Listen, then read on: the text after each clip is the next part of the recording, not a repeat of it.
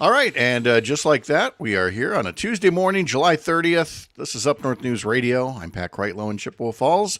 Greg Bach will be along in just a bit from Waukesha, and we have for you on this Tuesday morning, I've got that right, July 30th there, a show that gets started at 6:06 across the Civic Media Radio Network. And on tap this morning, we have Hans Breitenmoser in our second hour, a dairy farmer from up in Lincoln County. We talk about some of the rural issues that are in the news, specifically this time around, some of the land conservation programs. They're good for farmers, they're good for the environment, they're good for Wisconsin recreation, they're good for the economy.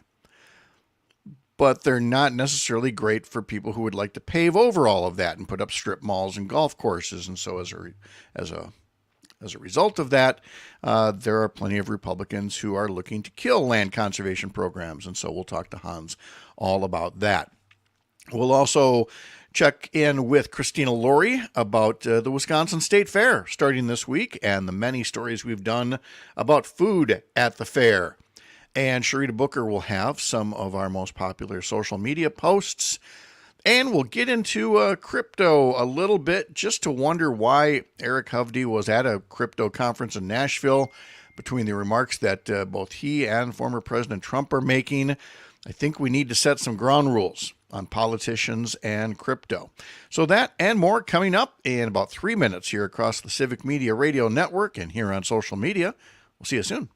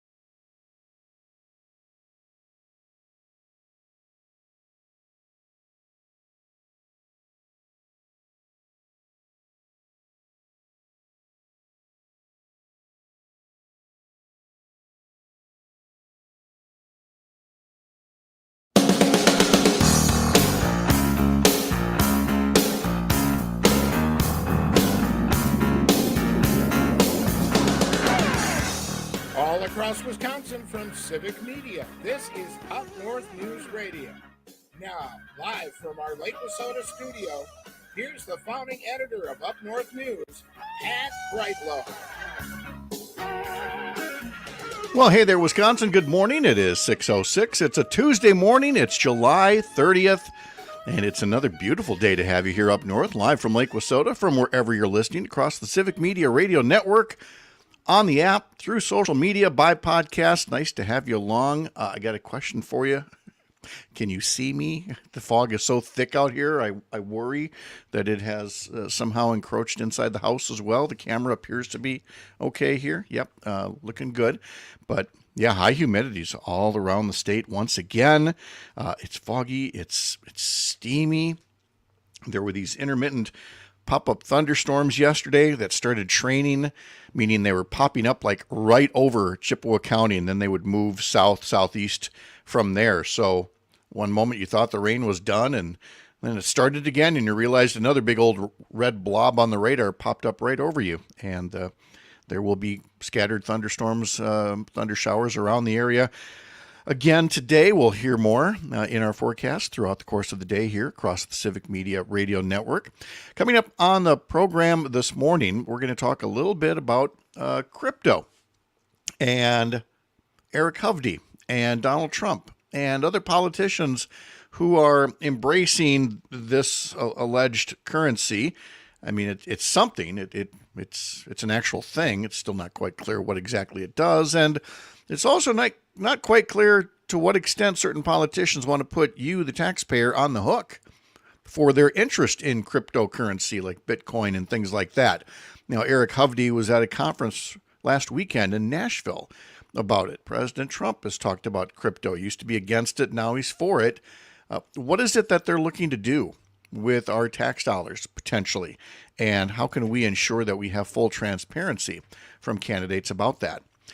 It is Tuesday, so we talked to a couple of my Up North News colleagues. Sharita Booker, our social media manager, talks about some of the more popular social media posts from the past week. And Christina Lorey, who puts together our daily newsletter, has a few words to say about some of the more uplifting stories that she's been doing primarily over these past couple of years about state fair food this time of year. And with the fair opening up, some of the foods that have some staying power and some of the foods that came and went for a perfectly good reason because they were interesting, like the stuff with the smashed up dead bugs, things like that. In our second hour, conservatives are not crazy about conserving land.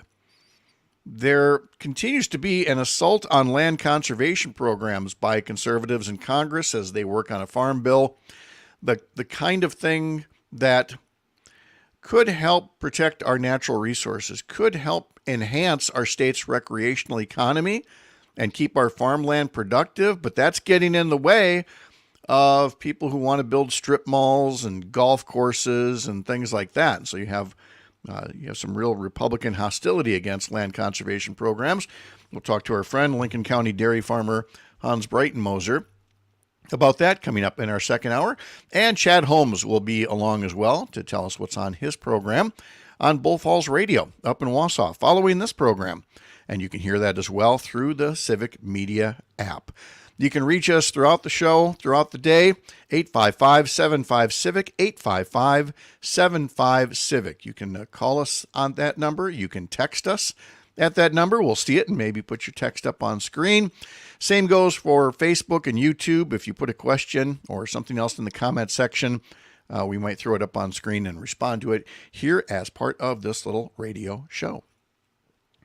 6 a.m. temperatures at 10 past 6 look like this. It's 65 here in Chippewa Falls. Hayward's at 58, Park Falls 61, Wausau reporting 66 degrees right now, Green Bay 68, La Crosse 66.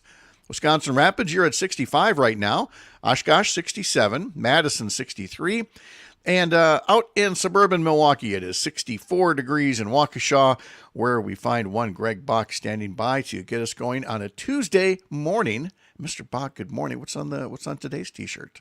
You found me. I'm here in Waukesha. Yep. This is just, I've worn this before. This is the swag shop. This is a barber shop. Oh, yes, the barber shop. In Atlanta that Killer Mike, a Grammy-winning, award-winning guy, Killer Mike owns with his wife. And it's a pretty cool shop. And I went there to visit and she'd be like, hey, this is really cool. And you're like, all right. And I'm like, okay, I'm going to leave now. I always have to look because your screen on my computer screen is about 2 inches by 3 inches, and a friend was recently noting on Facebook that he'd gotten like a new larger TV, but he had like this. I mean, the old TV, is like 50-inch or 55-inch screen or something like that. And for a hot minute, I considered. Now I've got an iMac, okay, and I've got an iMac with a big screen. I don't remember the actual size of it, but it's one of the large. When we first got it, I thought, "Ooh, is that screen too big?" And now, when this friend mentioned, I'm now envisioning I actually could get a 63-inch monitor on here, and it would enable me to see, you more clearly. My rapidly aging eyes could see things even better. It would look like maybe this was NORAD, and I was tracking Russian missiles and Santa. But I am definitely thinking about the possibility of an even larger monitor on this desk, and I can, from across the house, I can hear my wife's eyes rolling from here. I don't know that would naturally be something she would suggest, but I don't know. Maybe it's just a man thing. I don't know. We love our big screens. I have my wonderful, wonderful wife. She is a movie and TV enthusiast. She loves lots and lots of movies. So when it came time to buy a television this year, there was no question that it was going to be of a larger size. Like, it wasn't something I had to convince her on. Mm-hmm. And I think our television's like 72 inches, and maybe it's 60. I don't know. That's the thing is she found it. She looked at Consumer Reports. She did all that. I'm like, does it work? It's not like $10 million?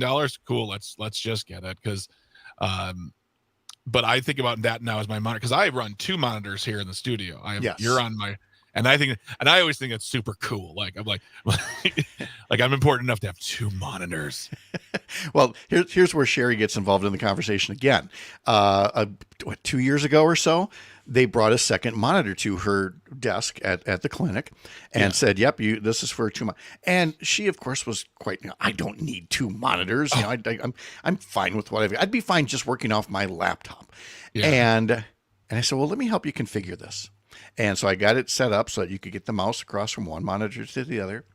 And I just watching her just going, yeah, exactly. And she's never going back once you've had the 2 monitors. So no, I don't think she would actually push back on my getting an even larger monitor. I think she would just kind of roll her eyes like, yeah, I get it, because can you imagine doing what you do now on 1 monitor instead of 2?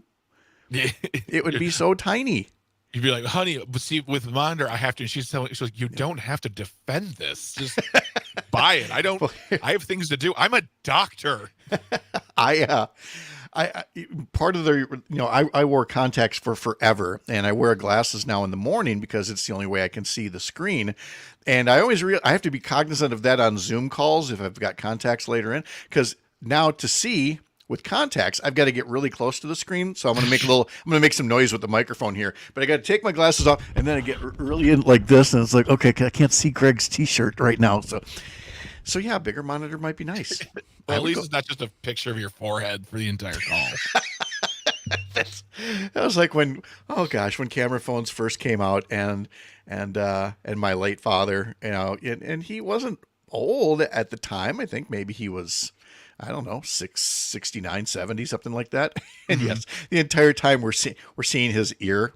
I'm like, Dad, pull the phone away so I can see you. And I'm like, no, I'm hearing you just fine. You could hear me if you pulled the phone away, Dad. So I screenshotted it. So I've got this, I have many lovely memories of my dad, including this photo of his ear. Love it.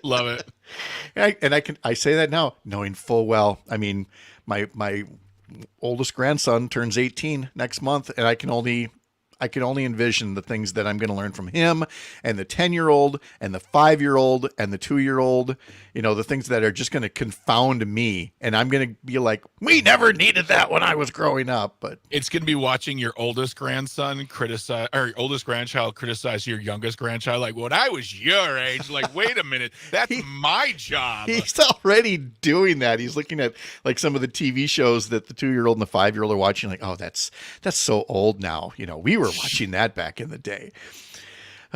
Time is a flat circle. Oh, time. What a construct. I did not watch a lot of Olympic. Because there was a lot of men's gymnastics. They eventually got to more variety, but there was a lot of men's gymnastics, a lot of swimming, which was again okay. But I kind of like to keep it moving. What else can I look at? So I actually flipped over to the Brewer game for a bit, which was good because they were doing quite nicely yesterday. So I didn't see a ton of Olympics. I don't know if you watched as much the next day as you did when you promised you weren't going to watch, before. I have not had a chance to watch any. I'm going to probably watch some today and then try to watch like an hour or two when I have the time. But yeah, I basically just, unless it's like we turned on water polo and that lasted all of 4 minutes in the house. We're like, this is dumb. I'm sorry. Like you guys are way better shape than I am. And they actually, it was weird when they were showing it. They're like, here's what's going on under the water. And you can see that their bodies are really moving under the water. Yes, they are. Or they would drown. It's random camera shots. Like we were watching the women's beach volleyball. Oh, yes. And all of a sudden, like the camera just starts panning down. I'm like, this is Stop it. Ew, yes. No. No. I don't need close-ups. I don't need close-ups. And by the way, special note to some of the beach volleyball teams, including the U.S., you could be dressed when you compete as well. Look at some of the other teams. They're wearing clothing. It's okay. They make all kinds of sportswear now. You can wear more than dental floss. And I'm not saying that as an old prude grandpa. I'm just saying when you compare all the teams, I'm not sure that you're getting a big advantage by that much less fabric. Not great news for Giannis Antetokounmpo. He and the team from Greece just lost to Spain in the Olympics. That drops Greece to 0-2. So they may not be advancing in the Olympics in basketball. Back to baseball, meanwhile, for the Brewers. It was a very good outcome. Willie Adames hit a 3-run home run. Rookie Jackson Chourio had a 2-run homer in the 8th, and the Brewers beat Atlanta last night 8-3. For Adames, it was his 17th of the year, his 8th 3-run home run of the season. Colin Ray got the win. Game 2 against Atlanta tonight. Neither team has named a starting pitcher yet. Game time 7:10, pregame 6:35 on some of the stations of the Civic Media Radio Network. And it's on said network that we continue with Up North News Radio. After this, you're Up North.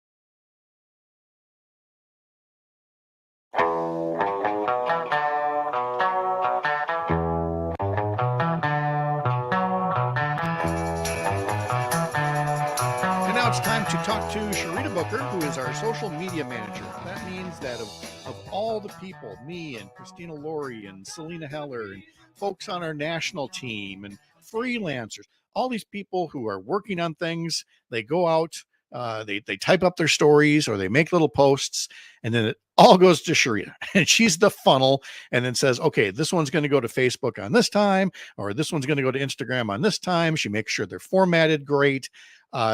She's just, how do you describe yourself, Sharita? Are you like the toolbox? Are you the glue that holds us together?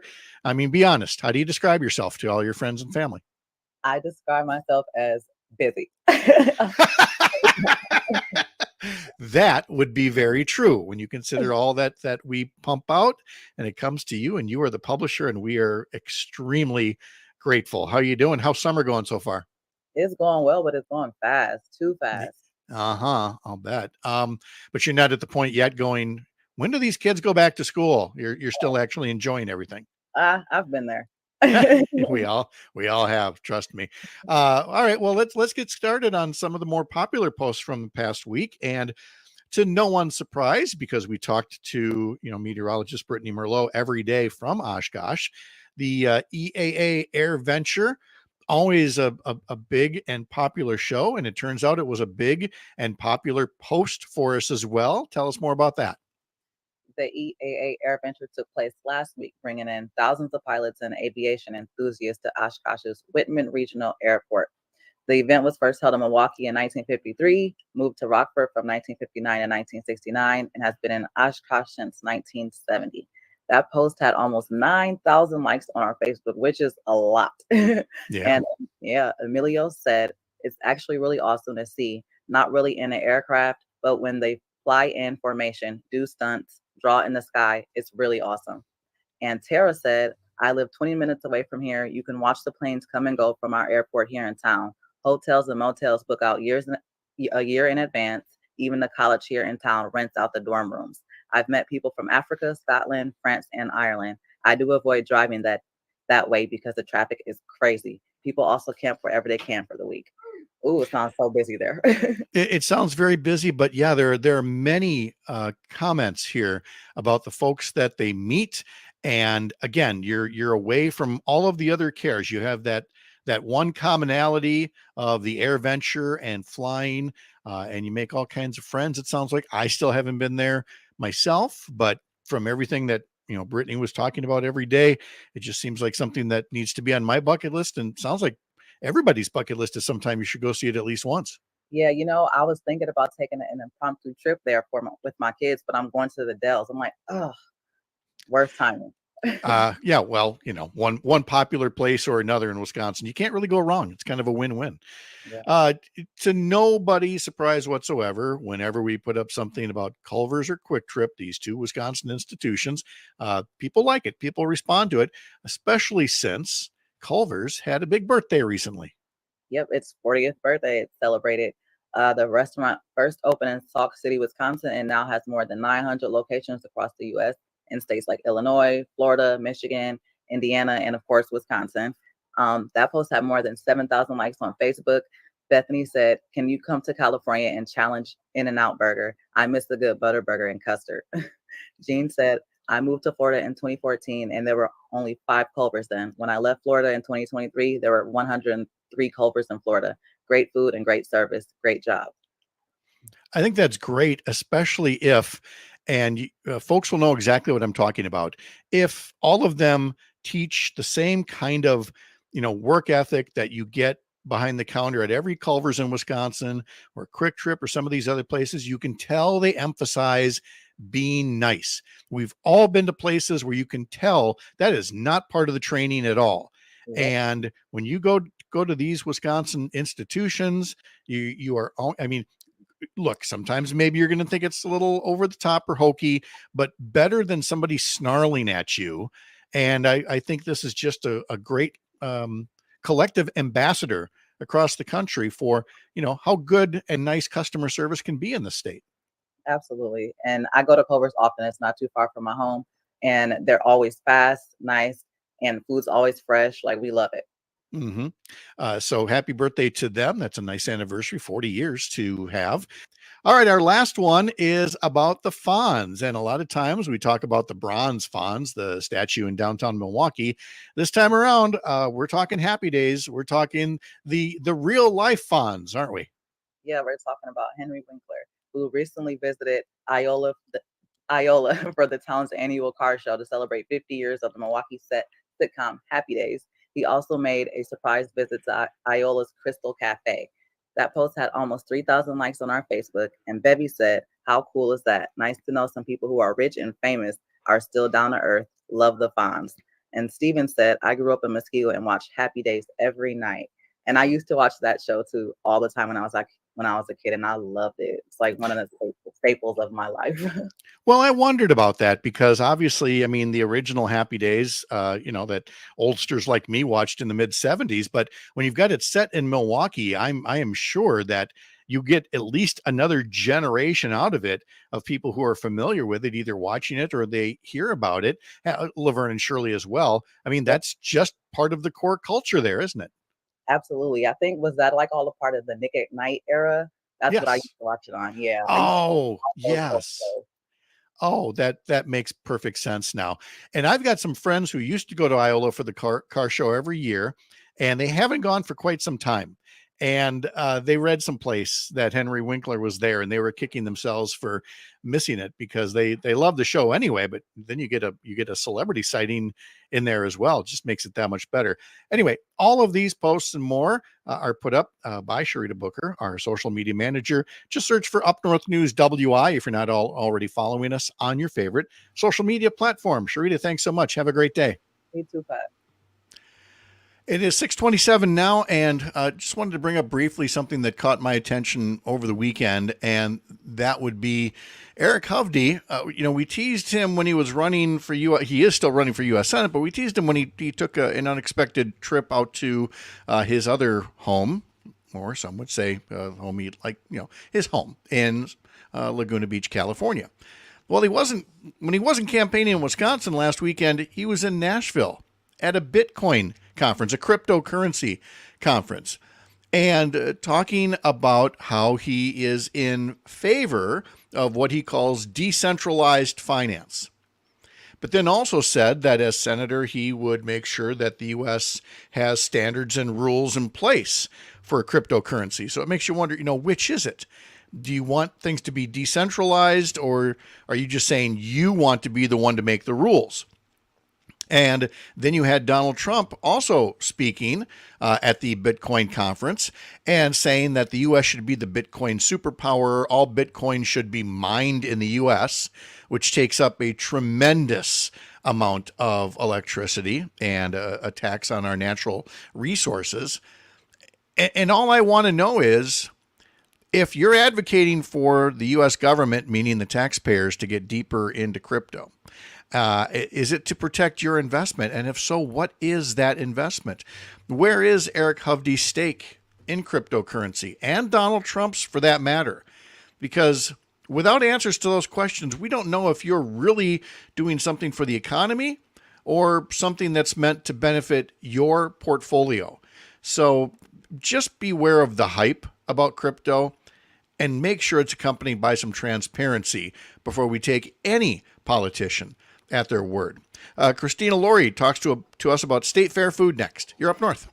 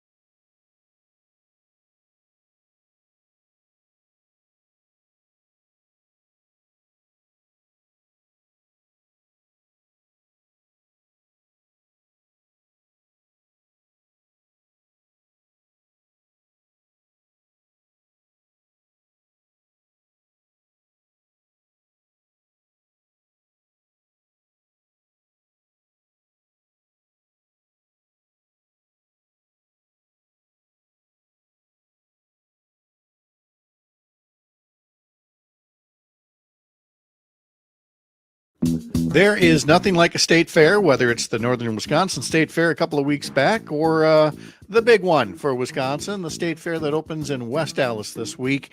And if there's one thing that Up North News is consistent about, it's covering food at the fair. All the fairs, all the foods. Love them all. Christina Lorey has been kind of our chief fair food correspondent for these past couple of years and talks to us now about the 2024 edition. Christina, hello, how are you?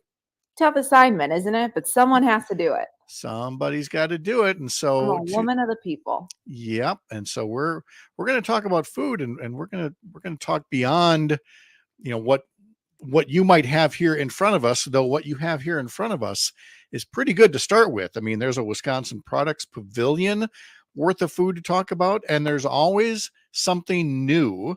So do you want to talk about some of the favorites or some of the new stuff? I think this year, just because it's a big milestone, when you think fair, many people think cream puff. And this is the 100th anniversary of the cream puff, which is crazy that it's only been around for 100 years, right? I mean, that's not enough generations for me.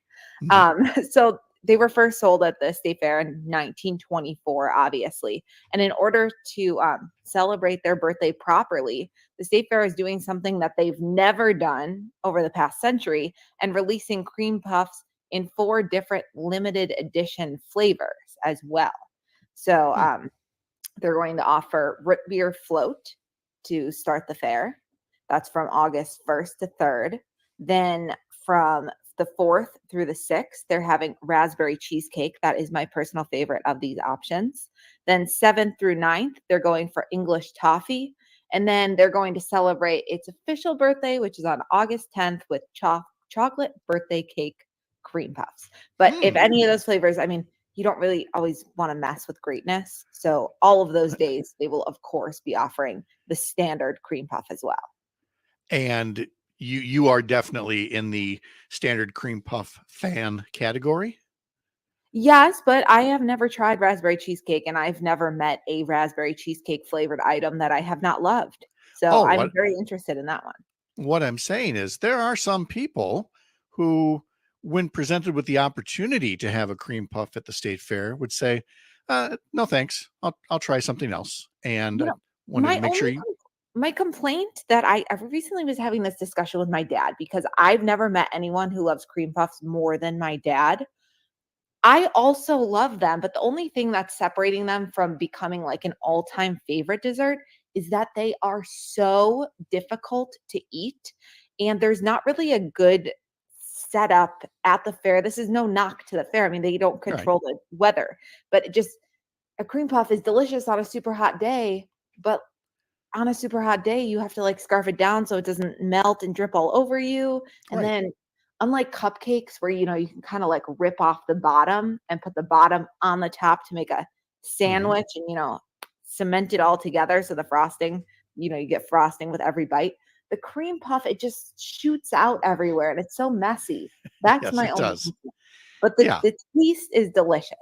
I would love to see, since State Fair, I mean, we're going to go through some of these new items that it's basically known for food on a stick.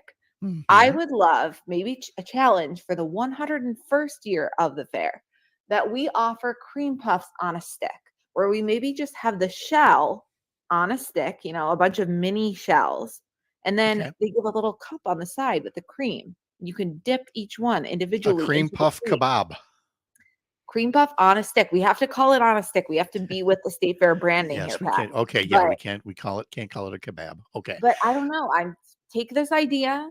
I've just gave you a free idea. Look, it's not like we're lacking for ideas here, and what I mean is maybe not every idea needs to be turned into something. Your idea, I think, needs to be turned into something. Some of these new things, I don't know. I feel like now we're just throwing darts at a board here. Where would you like to start in describing something new?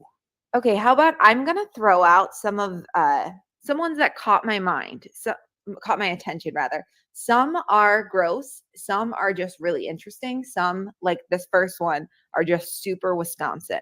I feel like you can't go wrong with this, but I also never have heard of anyone like clamoring saying, why didn't this exist? It is the beer cheese and brat spud muffin. So what is The that, you may ask? beer, It is a cheese, and cheesy hash brown mixture infused with beer cheese and bratwurst, baked in muffin tins, and voila, there you go. I feel like it can't go wrong. It sounds like it will taste good, but I'm not sure it was necessary. What do you think?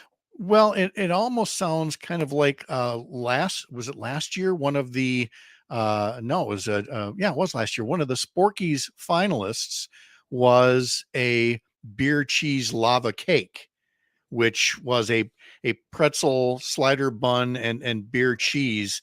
So again, sometimes it feels like we're just moving deck chairs around.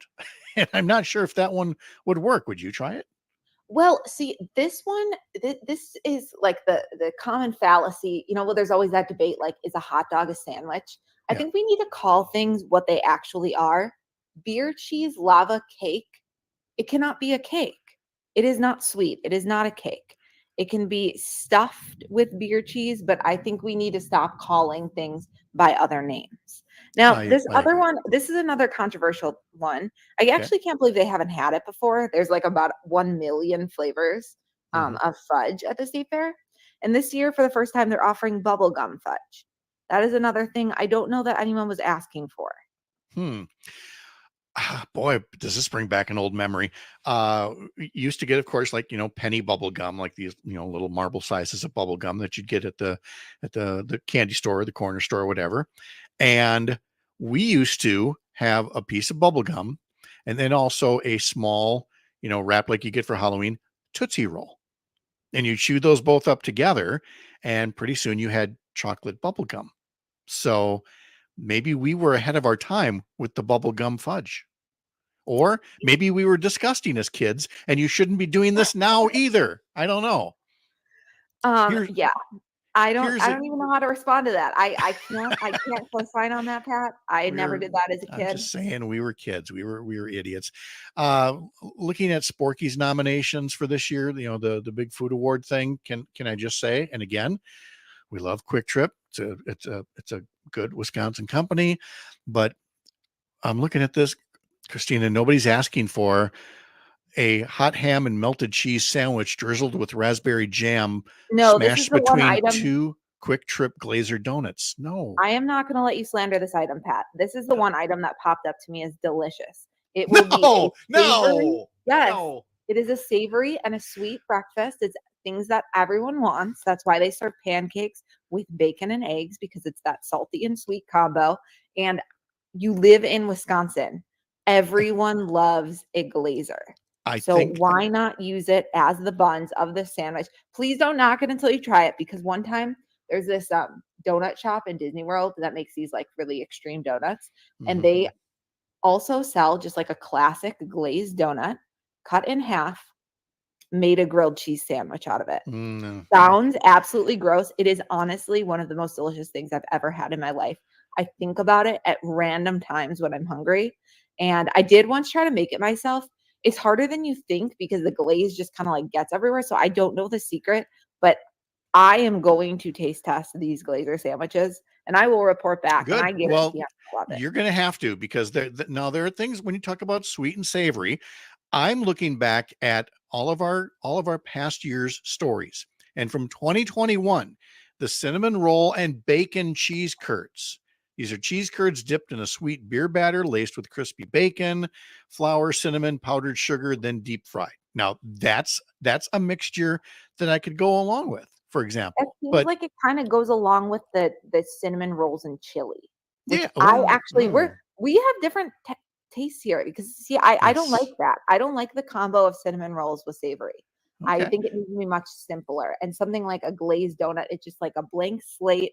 It can kind of like, it just brings that little bit of sweet. Okay. I don't know. I'm going hard for this. Let's go.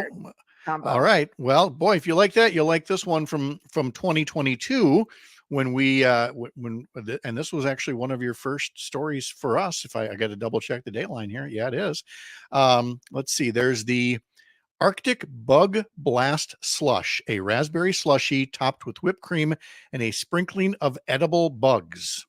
So I can let you know, I don't know if I was like playing it cool back then because I was still a newbie. I definitely didn't sample that. I just got quotes from people who did, but for anyone out there who like loved that and is looking for something new, this year on the new foods list is bug juice. It's green juice with ice cubes that have real edible bugs in them, which will release as the ice melts. So that's incentive to drink it faster before they melt and destroy your drink. And then the rim of the cup, in case that's not enough for you, it's dipped in caramel sauce and then crushed up black ants. And then if that is not enough alone, it is topped off with the scorpion. I draw the line at bugs. I'm not interested in eating them. I'm sure also on the list this year, because it was the year of the cicada, there are places that are doing fried cicadas. Bugs can be bugs. I don't want them. No. Okay. Now there are traditional things that you can get at the fair as well. We've got an article on the website. Let's go to something more delicious, please. Yeah. For example, a cherry ice cream sundae from Future Farmers of America. It's just cedar crest vanilla ice cream, drowned it in sweet yet tart Door County cherries. You can get strawberry chocolate or maple syrup sundaes as well. I mean, that's a classic. You've got a Usinger's sausage sampler on a stick. There you go. That's how you put food on a stick, is a sausage sampler. And the best part of all of these, Pat, is that they are in the Wisconsin Products Pavilion. So you can feel good celebrating your state. But the real draw here is that is one of the only fiercely air-conditioned tents at the fair. And when I say that air conditioning is strong, I mean it. The temperature in there has to be in the 60s, which feels absolutely glorious on the scorching hot days of the fair. Also, just something, I know it seems like super simple with the lineup of all the crazy foods that are offered at the fair, but really, there's nothing better. Maybe I just love grilled cheese so much. I mentioned it a few minutes ago, but the grilled cheese inside the Wisconsin Pavilion is absolutely delicious. It's only $5. You get to pick your cheeses, pick your bread. They make it there right for you on the spot. It is delicious. You can't go wrong. That's good. And then in that article, there is a link that you put in there to an article from last year that said, are you having state fair food withdrawal? Here are some favorite foods you can order year round. And this is in the category of what you said a few minutes ago, whether you can call something a cake, that if it isn't a cake. Do you remember writing up the place in Port Washington that makes a Wisconsin funnel cake with tempura battered mozzarella whips instead of regular dough?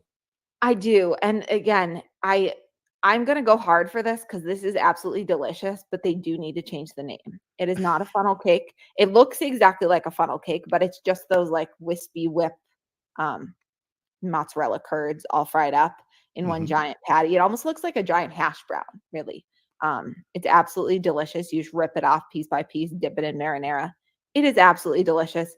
It is also not a funnel cake, but it's available at Fork and Tap year round in Port Washington if you're interested. The real star of this list, though, which you can find on our site, it's just called 3 Fair Foods you can order year round, are the lightning rod mozzarella sticks from Alfonso's in Milwaukee. Well, it's 2 locations. Their original is in West Dallas, but then they also are in the 3rd Street Market Hall. And if you are a fan of mozzarella sticks, you have never had mozzarella sticks like this, and you will love them. I'm gonna take issue with this. They're not mozzarella sticks. I'm looking at the picture. That's a mozzarella loaf. That's not a stick. Or baton. I think they look really the size of, we're in Olympic. They are the size of an Olympic baton. Bring these to Paris. Here, you've got to run with cheese. That I would like to see. That would be awesome. Rice Lake has one of the best sprinters on Team USA, Kenny Bednarik. Maybe his secret to success is loading up on these before races. I mean, that has to have a ton of protein, like a literal ton. Maybe we have him run with these just for fun when he gets back. Kenny, let's make this happen. So for details on these foods and more, some of them amazing, some of them gross, some of them just not properly labeled at all, head over to UpNorthNewsWI.com and sign up for Christina's daily newsletter by clicking a newsletter in the top banner as well. Christina, thank you so much. Enjoy the fair. Thank you. You too, Pat. We'll have today's history lesson coming up right after this. You're Up North.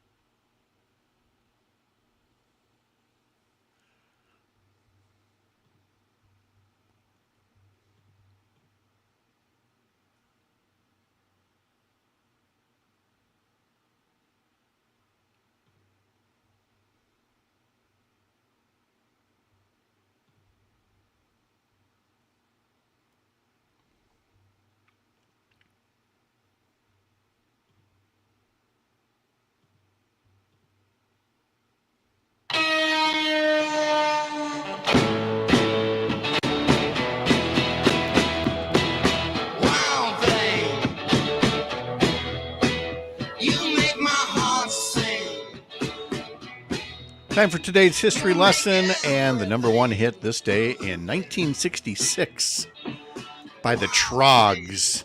And I'm realizing that this sounds good. I mean, it's a classic song. I'm like, what's missing? Thousands of cheering people from the movie Major League. Oh yeah, filmed right here in Milwaukee, baby. That's the clip I should have grabbed for this. Was everybody just screaming that at the top of their lungs as Charlie Sheen comes out of the bullpen. That's what made the song what it is today. On this day in 1974, President Richard Nixon released the White House recordings that had been subpoenaed, but only after being ordered to do so by the U.S. Supreme Court. It was the beginning of the end.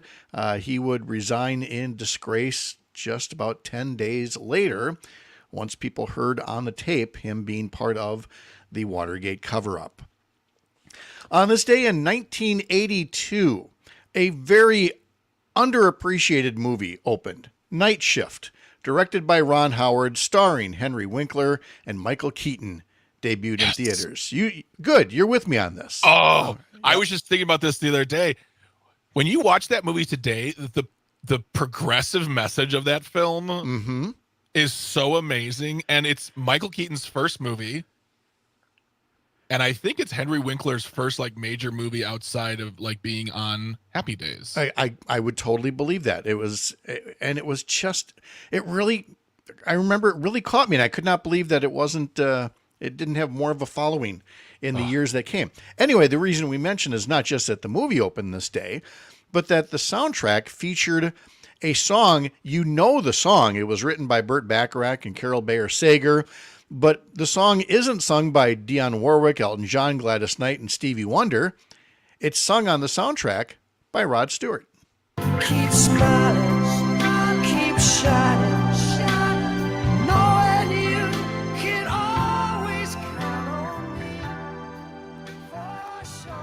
As it just so happens, today is International Day of Friendship. So that's what friends are for. Seems to work out really well there. Doesn't that just match? It just makes you feel good, doesn't it? We're swaying now. We're vibing. All right. Yeah, let's move on to something completely different. On 1991, Enter Sandman was released as a single, serving as a preview of what was to come from the Black Album by Metallica.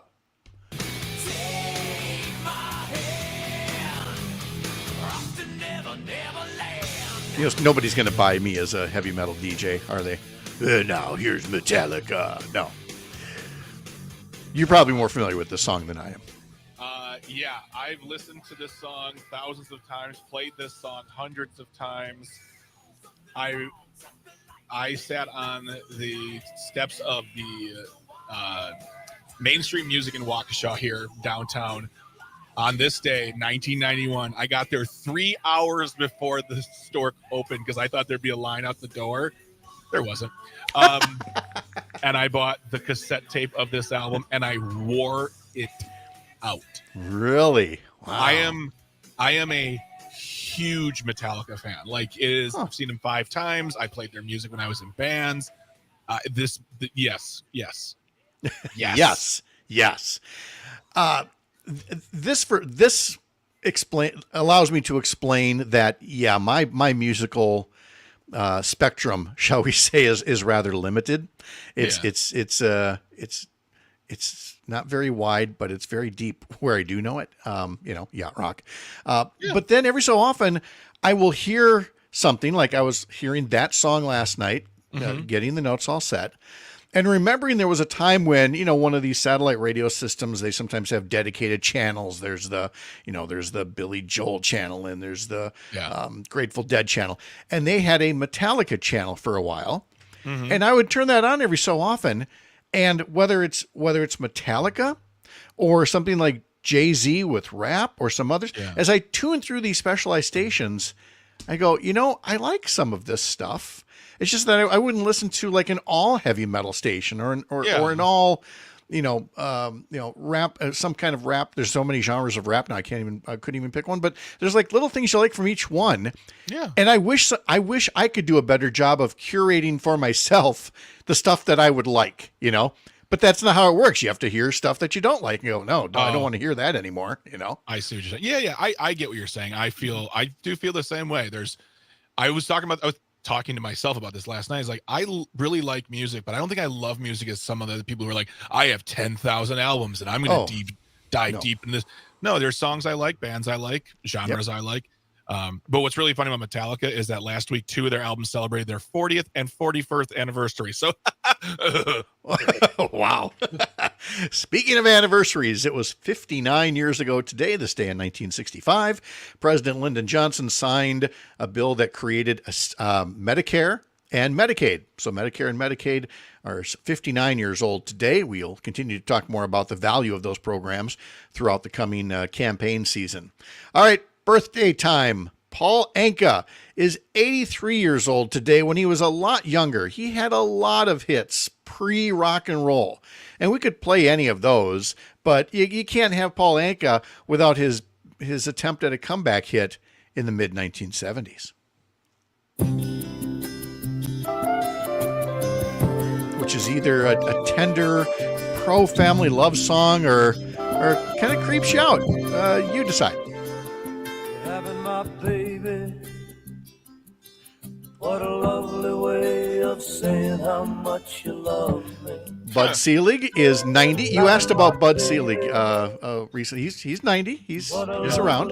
So somebody asked me at the Brewers game, like, does he come around here much? I'm like, he's got to be pushing 90. Probably not that much, but then again, so's Bob Uecker. So let's see. David Sanborn would have been 79 years old today. The famous saxophonist passed away back on May 12th. Kate Bush is 66 years old today. I still dream of Organon. Actress Gina Rodriguez is 40 today. Actor Lawrence Fishburne is 63. Alton Brown is 62. Lisa Kudrow from Friends is 61. Vivica Fox is 60. Terry Crews is 56 years old today already. And Frank Stallone is 74, brother of Sly. And answer to the trivia question, Siri, play me the most 80s sounding like intro to an 80s song ever.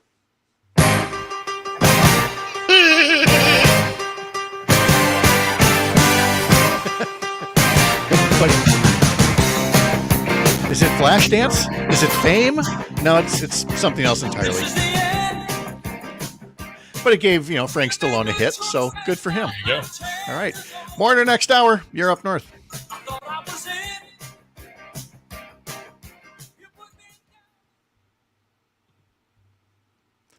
I totally did not see the clock till 10 seconds ago. Oh, well, here we go. Next hour.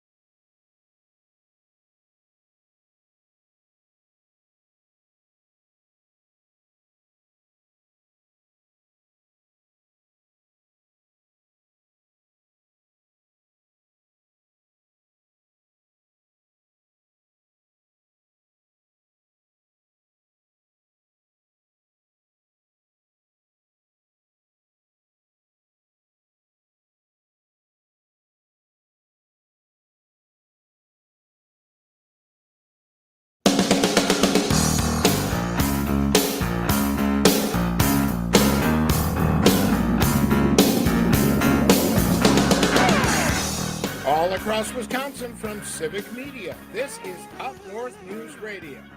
Now, live from our Lake Wissota studio, here's the founding editor of Up North News, Pat Breitlow.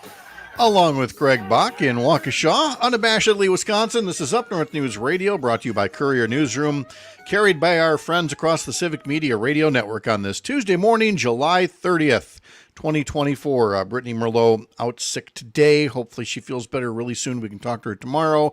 If I just say hot, humid, scattered thunderstorms, kind of covers it all. I think Greg will be my my witness that it is warm and humid in Waukesha as it is up here on Lake Wissota. Mm-hmm. It's starting to feel it. What's weird is only 65 degrees here, but you can feel there's something in the air, and you realize like later today you're gonna be like, ugh.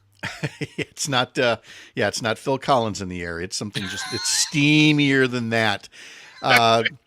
Rob has a good explanation. Good morning from Tigerton. Sunny with light fog and 66. Yesterday, he says, I saw a classic Rib Mountain split. When rain systems hit the Wausau area, the rain splits north to Merrill and south to Stevens Point, but areas just east of Wausau don't get much rain. It's like a very teeny tiny miniature version of what the Rocky Mountains do, to the weather. Yeah. Farmers use that term of the Rib Mountain split as the rain split up in that area, which I can definitely see. We saw the pop-up thunderstorms here in the Chippewa Valley where folks in, say, Elk Mound got very little to no rain, but places southeast of Eau Claire were getting pummeled yesterday. So that does in fact happen. And Paul Anka also notes that the Paul Anka comeback song we played last hour, "Having My Baby," was one of the top songs of 1974. You notice it hasn't made a comeback.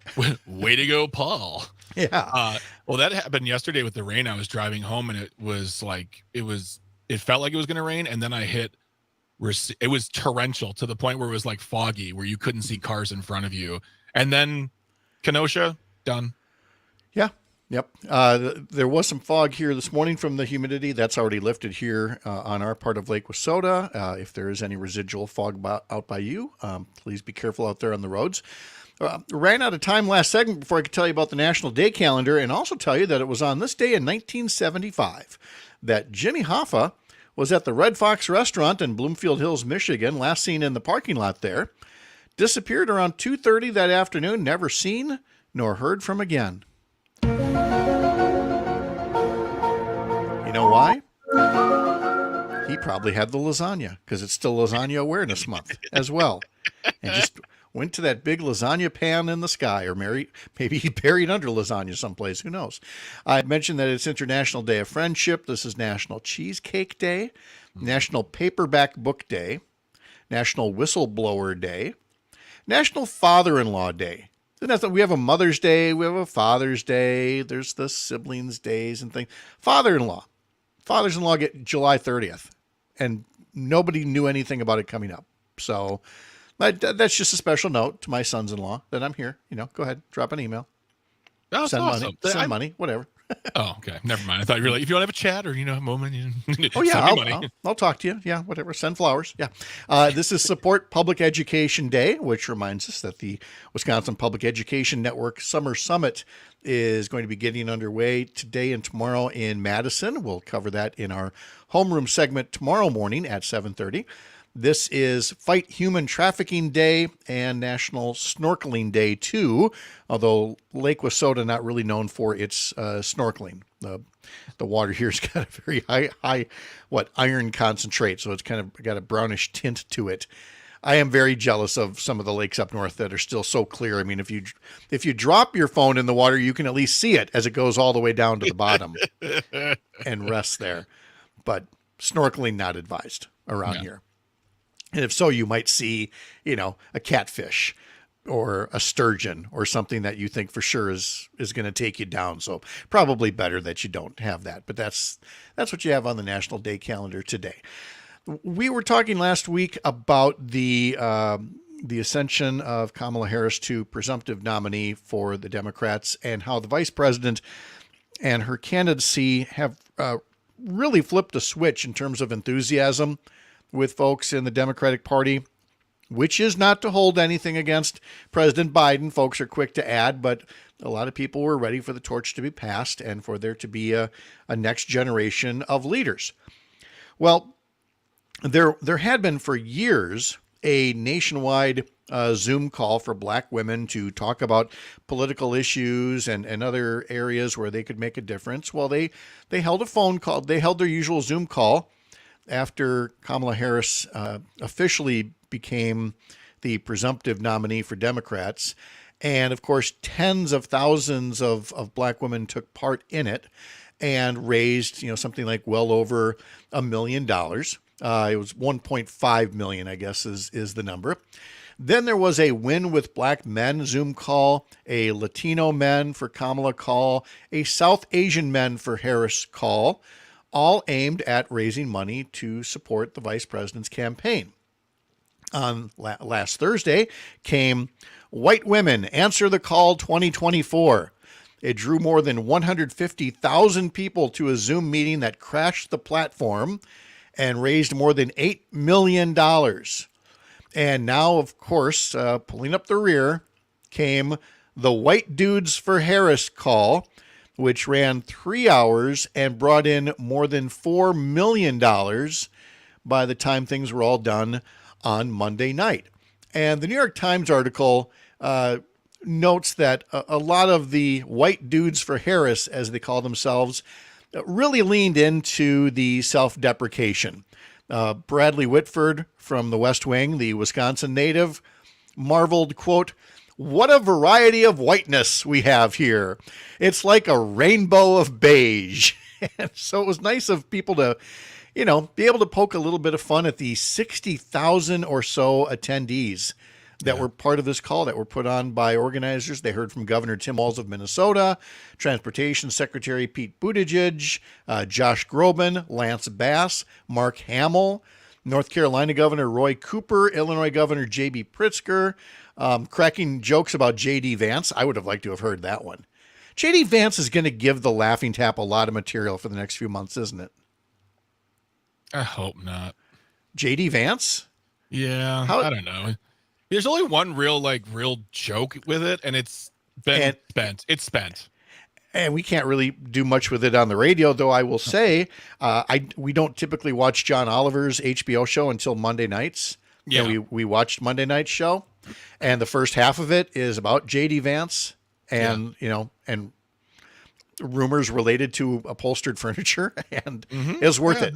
But we sadly have to leave it there. But he's going to say other things, is what I'm saying. It's not a one trick pony, whether it's his childless cat lady's comment or whatever's going to come up next, because you've seen his formula is the Trump formula: never apologize, double down on everything.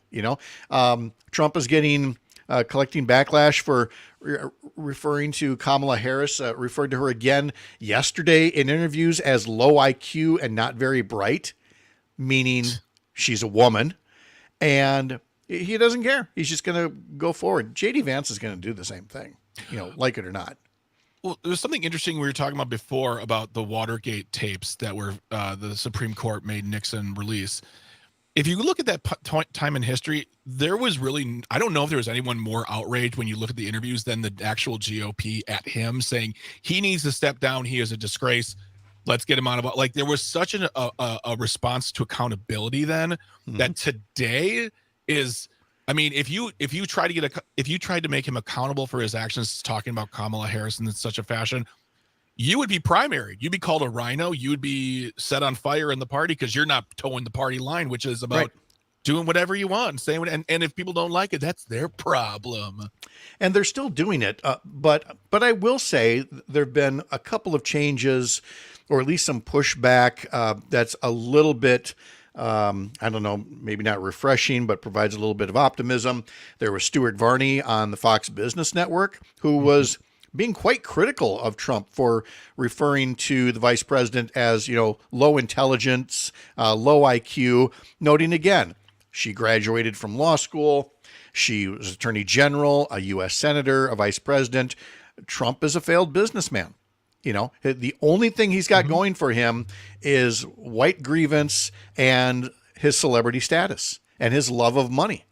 And that appeals clearly to a certain element who can't say that Trump actually has done anything else other than quote unquote speak for me, So there's some pushback that way. And the other thing I would note is that while Biden's age is not the same as Richard Nixon's criminal conduct, you at least did have a growing number of Democrats in early July saying, not everybody was circling the wagons for Joe Biden. That there were people saying, hey, we think it's time. And that obviously upset a lot of people, present company included, I would add. But, the fact that the George Clooney's and eventually the Mark Pocans and others felt like they could speak up really tells you the difference between the Democratic Party and one that, you must toe the party line or you will be expelled. Nobody's been expelled from the Democratic Party for raising Joe Biden's age as an issue. No, I agree. And I think it's important when, Stuart Barney saying something is not nothing. But that's my point is like nobody sitting in an elected official's seat is saying Trump needs to step down because he's too old or he's all these other the litany of things you can say about him. Mm-hmm. No one in power is saying, well, you should step aside. Let JD have a chance, Vance.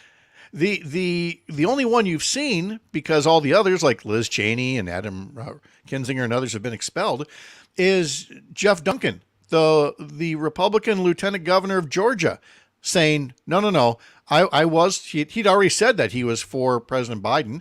And now he comes out and says he's for Kamala Harris because he wants his party back, the Republican Party back from the Trump wing of it. And that really is about it in terms of any profiles and courage among Republican elected officials. It's true. Yeah. Yep. They all could do a little bit better. But back to we'll close how we started with the phone calls here. As far as the white women for Trump, the actress Connie Britton jokingly called the group Karens for Kamala. And in an interview on Monday, the group's organizer, Shannon Watts, said that this was as much a reckoning as a rally meant to express the regrets about what happened in 2016 and the need for white women to pull their weight in ways that they hadn't been previously, coming up this November. We'll have more after this, live from Lake Wissota on the Civic Media Radio Network. This is Up North News Radio. I'm Pat Kreitlow.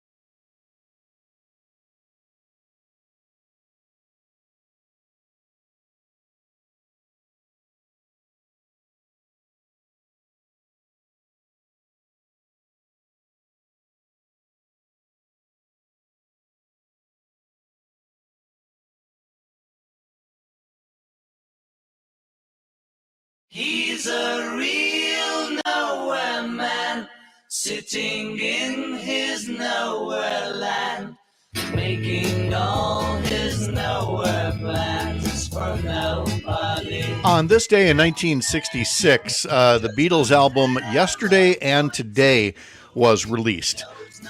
It was best described as some leftovers from songs that hadn't been on earlier albums but had just been released as singles. And that's because the way that the albums were handled in the U.S. was different than the way the albums were handled in Great Britain. And so some songs that were on British albums weren't on the American albums and vice versa. And so Yesterday and Today was a bit of a catch-all for some of the singles. And we'll probably hear maybe another tune or so before the day is out here at 7:21. on Up North News Radio. Again, the Brewers were winners against Atlanta last night. They will play again tonight, 7:10 first pitch. Pregame at 6:35 on Civic Media Stations WRCE in Richland Center, WRJN in Racine Kenosha, WCQM in Park Falls, and WISS in Oshkosh. You can stay up to date on our unabashedly Wisconsin news through our daily newsletter.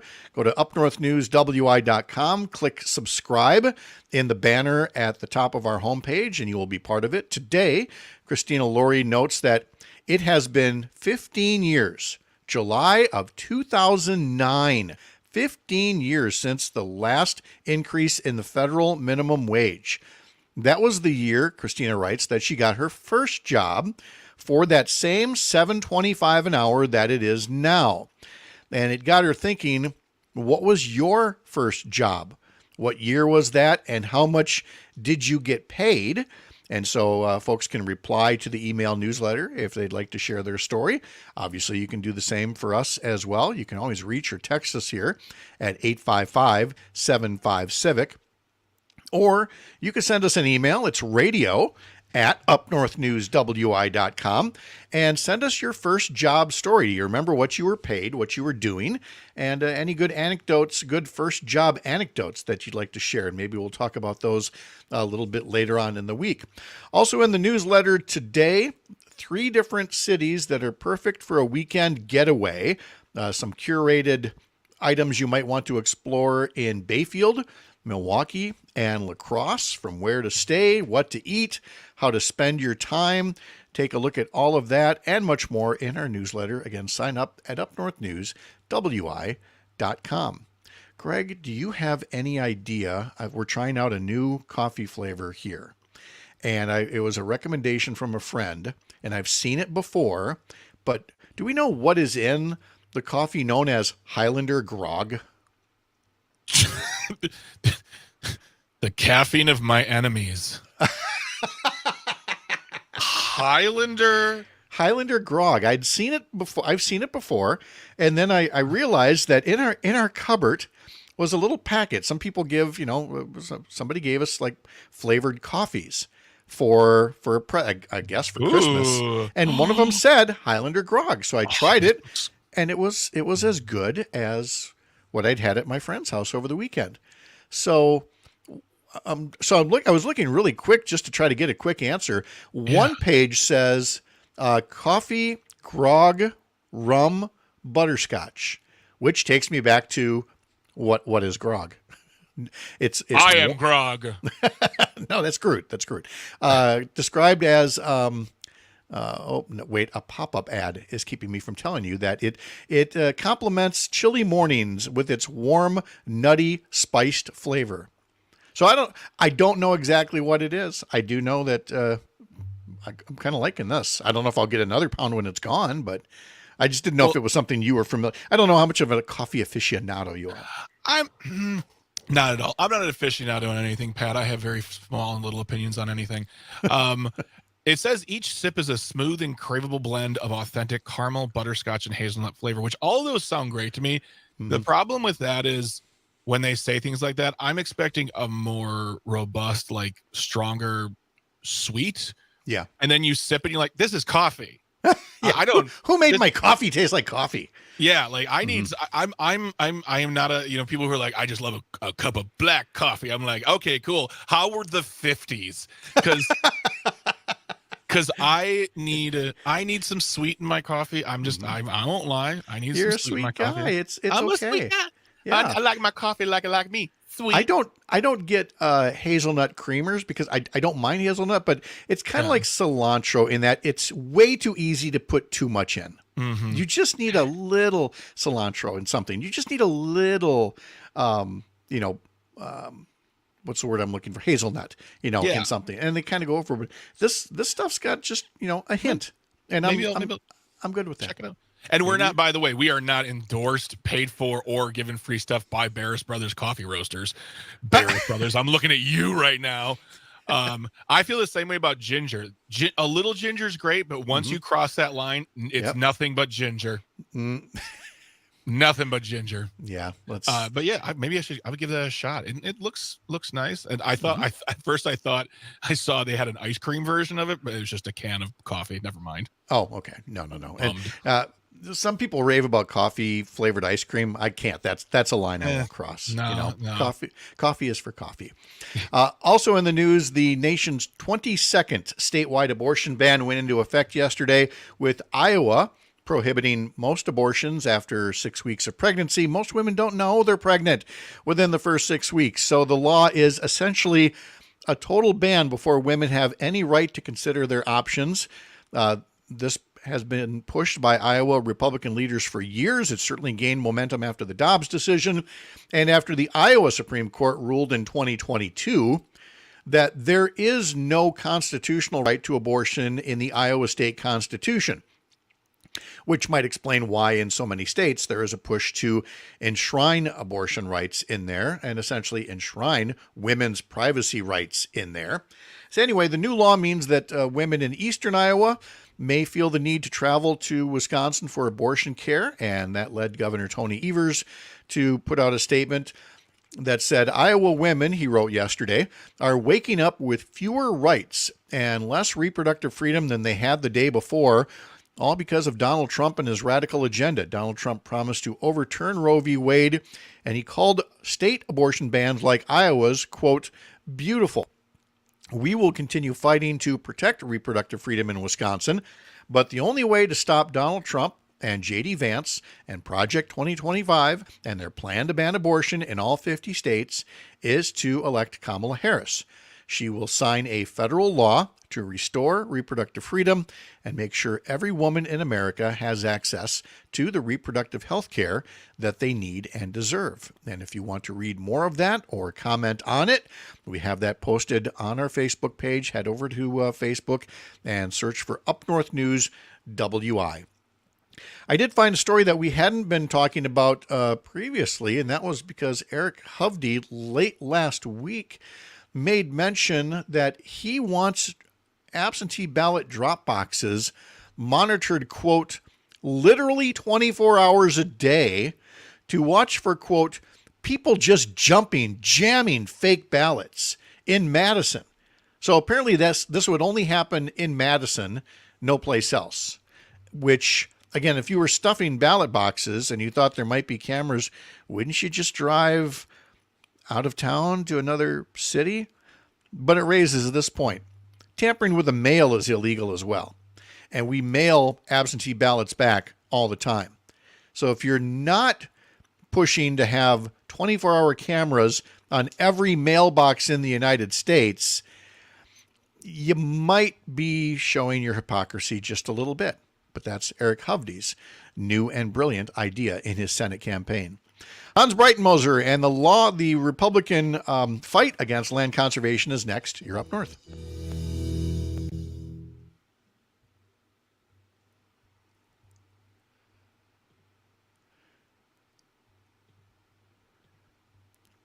Hello there. Good morning, Pat. How are you? Good. How are you? Pretty good. I had a computer issue yesterday, so I had to close everything, and now I don't have any of my land conservation notes in front of me here. But you did get my note about that, yes? Yes. Yep. Okay. All right. Okay. I would also like to sort of highlight that how important it is to vote no.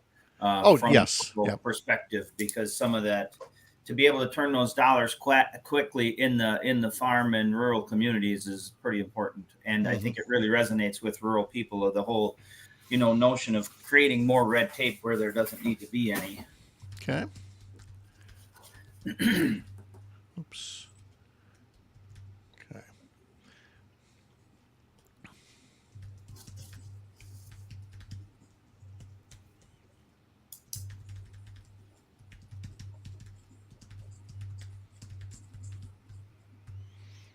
Okay.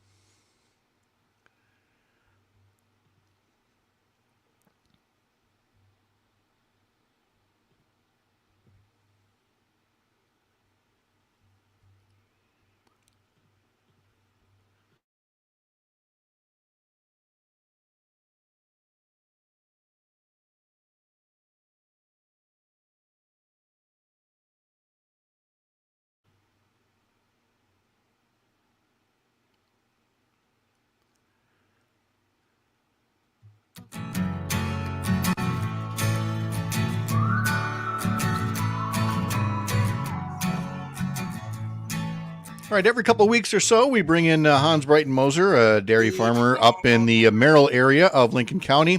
And we'll do that in just a bit to talk about a couple of things. We'll talk about land conservation programs, but we're also going to talk about those proposed state constitutional amendments that will be on the ballot on August 13th and the impact that they could have on farmers and on rural communities. But let me start by reading you a little bit from a news site that deals with sustainable agriculture called Civil Eats. And the headline is, Republican plans for ag policy may bring big changes to farm country. And it starts by giving the story of a farmer, Dave Andrews, who's right in the center of Iowa, a 160-acre farm that's been in the family since 1865. And the land rolls a little bit, in his words, and so 30 years ago, he decided to plant 60-foot by 100-foot strips of tall grasses within and along the edges of his fields to prevent erosion. To pay for that, because now that's no longer cropland that he makes money off of, he enrolled 14 acres worth of those strips in the federal government's Conservation Reserve Program. Through the Conservation Reserve Program, the U.S. Department of Agriculture pays farmers not to farm on less productive parcels of land, often areas that are corn or soy fields as far as the eye can see, and leave them alone to reduce runoff, improve biodiversity, and hold carbon. As of March, more than 300,000 farms had close to 25 million acres enrolled in the Conservation Reserve Program, CRP. While 25 million acres sounds like a lot, that's less than 3% of U.S. farmland.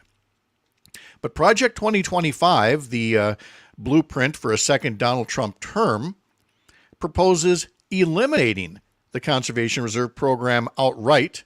The Republican Study Committee, which is the main group of Republicans in the House of Representatives, propose ending new enrollments in the program as well. The impact that would have on the quality of the land and on farmers and on their income is noteworthy. And there's no guarantee that those cuts would pass. But as Trump conservatives get more power and are being increasingly in favor of budget austerity, you can't any longer say that something like this can't happen at all. And that's where we bring in Hans Breitenmoser to talk more about these land conservation programs for that and for other areas, some recreational areas in part of Wisconsin. Hans, good morning. How are you?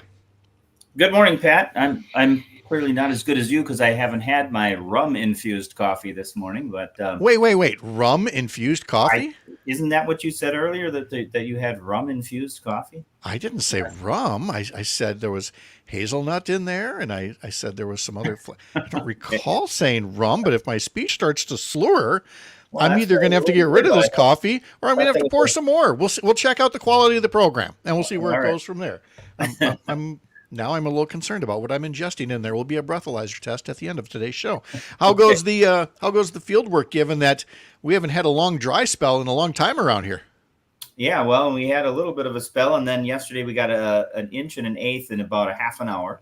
Yeah. So it rained like crazy here. But prior to getting that rain, we did get the last of the seed in.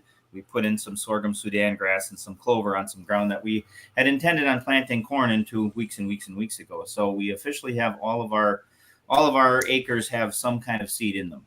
Okay. And we know from the weekly farm report that came out yesterday that, again, there's plenty of surplus moisture in parts of Wisconsin. There's not what we would call a shortage. Nobody's talking drought anymore around here.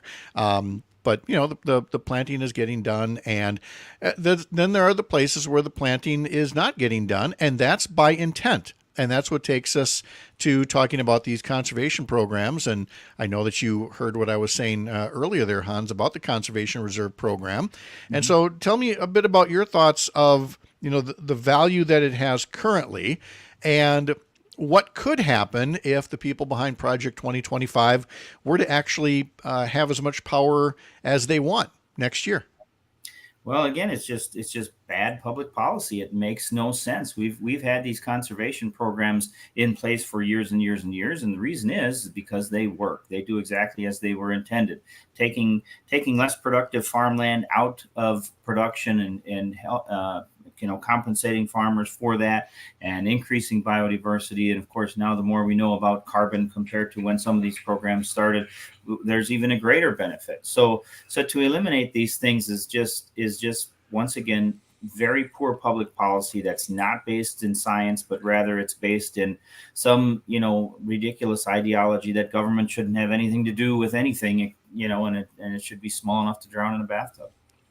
And it's that mindset that is actually behind the other attack on conservation programs. And Henry Redmond has a fantastic article about that in yesterday's edition of the Wisconsin Examiner.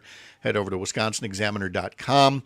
The headline on Henry Redmond's article is "Right-Wing Opponent to Conservation Lists Wisconsin as Part of Their 2024 Plans."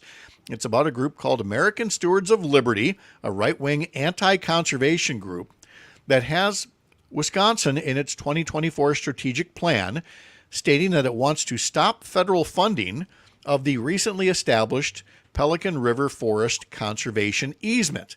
They are working with Congressman Tom Tiffany from up north, who of course has long been against anything that protects our natural resources and has been heavily involved trying to block this easement from going into effect.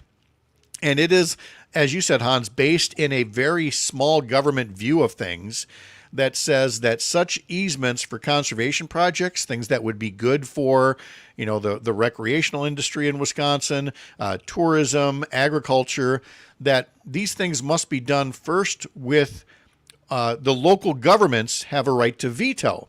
But obviously, if the local units of government have something to gain by bulldozing over, land to put up a strip mall or a golf course, you can see where they might not necessarily want to conserve land in their area. And it kind of removes the 30,000 foot view of what works best for all of us here in the state of Wisconsin. Well, absolutely. And I think the other thing that's happened over the course of the past couple decades, and certainly the past couple of election cycles, is the influence of party politics and big money influencing local elections. We didn't used to have that on county board races and city council races and so forth. And so now you've got that influence coming in. So it sort of skews things a little bit.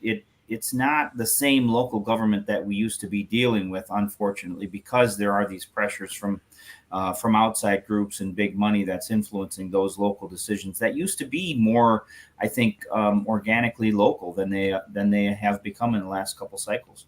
And then there's another part of Project 2025 worth mentioning, and that is the potential in a second President Trump term to fire thousands of independent civil servants across government agencies and replace them with political appointees who, again, don't have to look at the big picture and do what's good from a bipartisan or nonpartisan standpoint, but do whatever is good for the president and the party that appointed them. Again, it's one of those things that's not a very glamorous issue, Hans, and nobody likes to defend bureaucracy or bureaucrats. But if people knew how much worse it could be with political appointees instead of independent civil servants, they might think twice about it. It's just that it's not the kind of thing you typically talk about.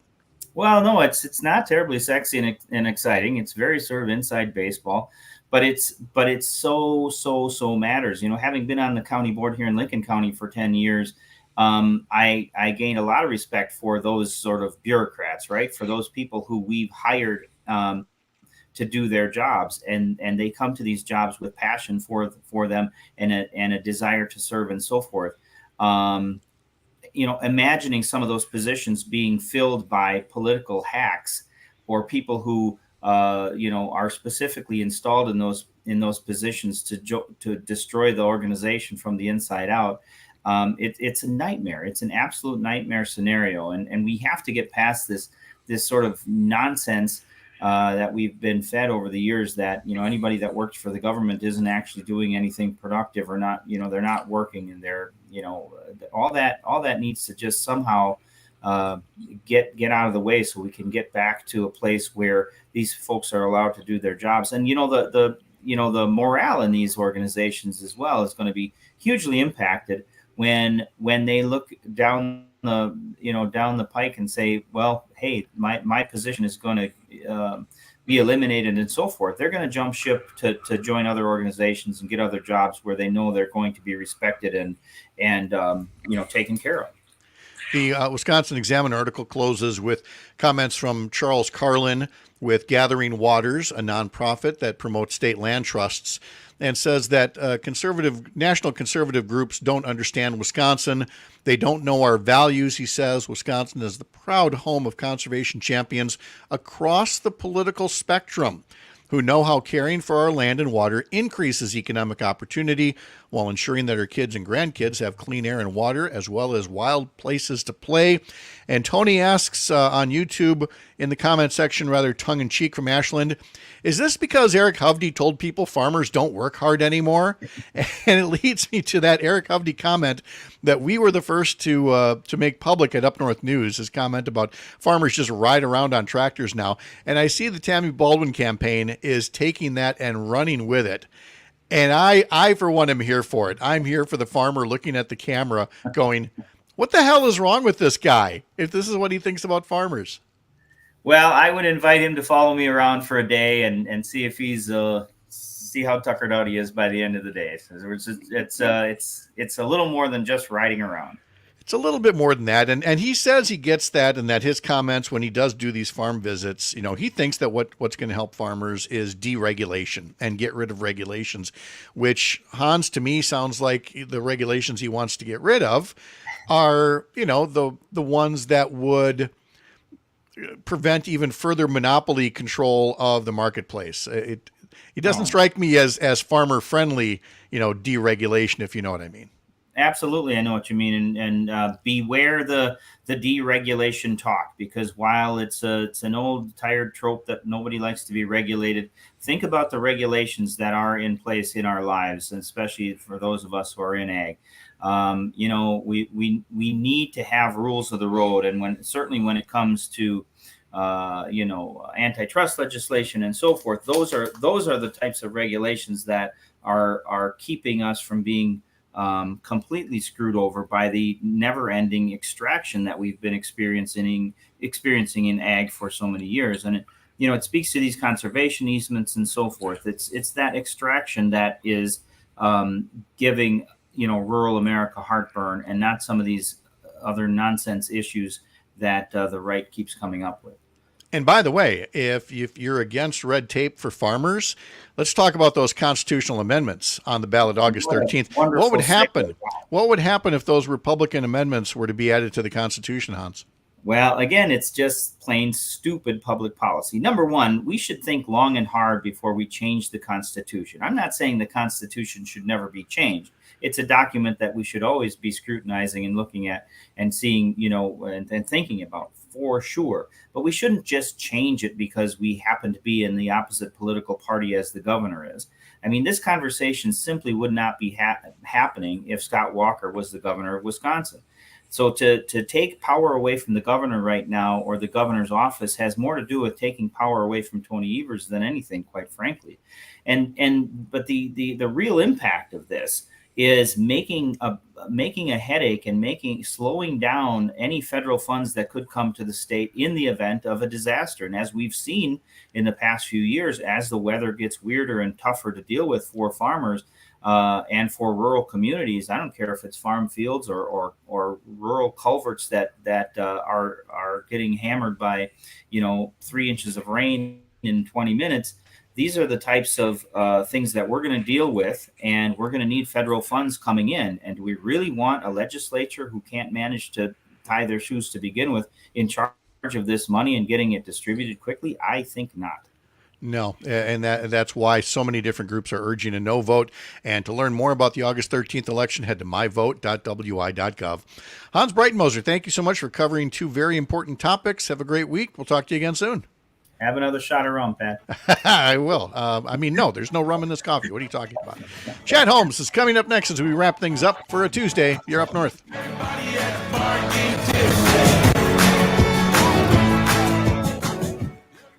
You are a troublemaker over there, Hans. I could have swore you said there was rum in that coffee. Greg, did I say there was rum in the coffee at all? Someone texted and said yes. No. Yes. No. See? All right. Yeah. Okay, I'm going to go back. If it's on the tape, I'm playing it tomorrow. I'm going to out myself. Okay. Meanwhile, I got some good rum over here, too. I did not realize that was a legal option, but well, it's working like a champ. You can't remember that you had rum. Doing exactly as it was. Okay. All right, fine. See you later, Hans. Thank you. See you guys. Be good. Okay. Mr. Holmes, how are you? Doing good. How are you? I'm good. Are you in the same room there? Oh, yeah, you just have the door closed. No, I usually am in my office. I'm in the studio today. Oh, you are in the studio. That sounds really nice. It sounds really good in there. Oh, same hookup, but maybe it's just the acoustics. Could be it being a studio and all. Yeah, it's the acoustics here are not great, but okay. All right, here we go.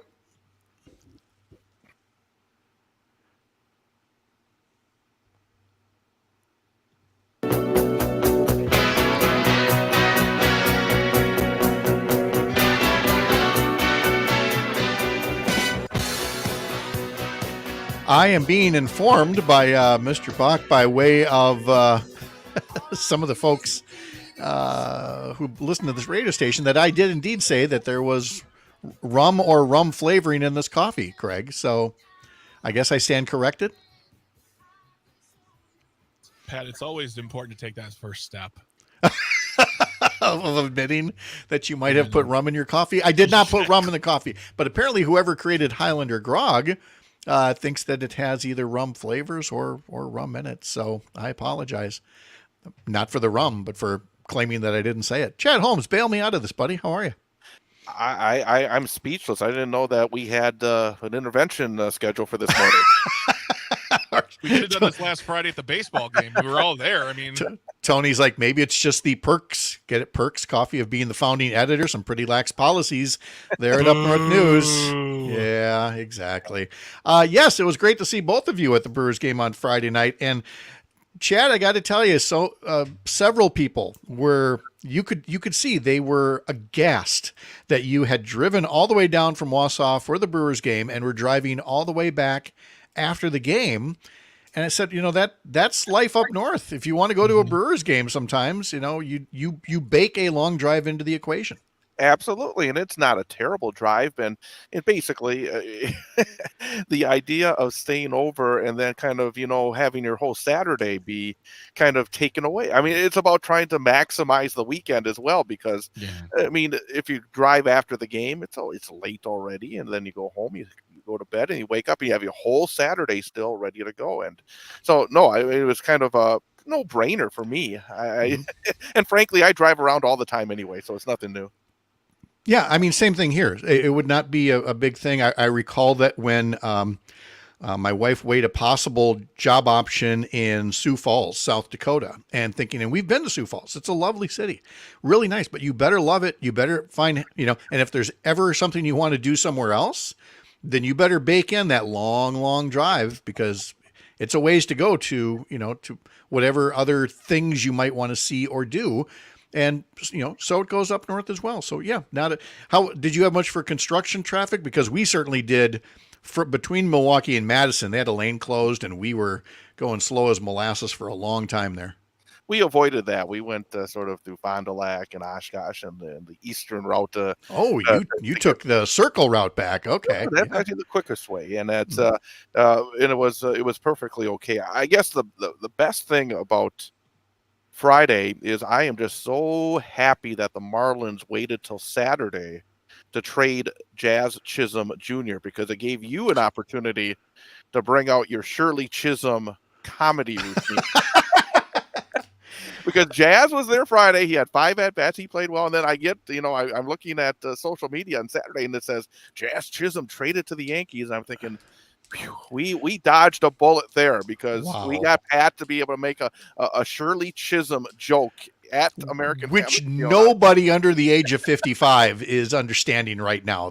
Oh, I got it. I just chose to watch baseball.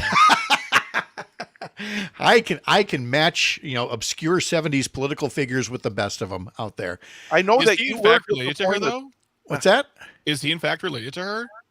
I have no idea. I don't. Okay, well, think you know so. what? I All don't right. think so. I But I could sense though the steam coming off your forehead during the course of the night, because I don't think that the Brewers had lifted the level of Yacht Rock night to the expectations of one pack right now.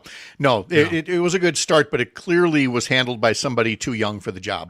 And they really need somebody who, would have amped up the level of, Doobie Brothers and Steely Dan and some others. There were some good ones in there, but they could have stepped that up. Of course, they didn't give away the Yacht Rock hats to folks in our section and other places, and I don't know why that was. If you're gonna have a Yacht Rock night, have a Yacht Rock night for everybody. So Why not make more money on it, Pat? Exactly. And Pat Wright was coming from Chippewa Falls just for Yacht Rock night. So Yes, they got to make yes. sure that the customer is satisfied. So like I said yesterday, I'm not saying don't do it again. I'm saying step it up. Let's really lean into it next year. But it was good to see you there. It was good to hear what's happening in the Wausau area. Are folks? Is there much talk yet about, for example, the constitutional amendments in August, or do you have any legislative primaries there by chance that are going to keep people busy in August? Yeah, we do. We have the 7th District congressional primary. Got a pair of Democratic challengers who are looking to unseat Tom Tiffany. And Kyle Kilborn is one, and Elsa Duranzo is the other. And if you missed, I had discussions with both of them last week, and you can go back and listen to it on the podcast page. And we have some assembly in the area primaries. In fact, later today on my program, going to be bringing in a Republican who is running for the 87th Assembly District, Corey Sillers.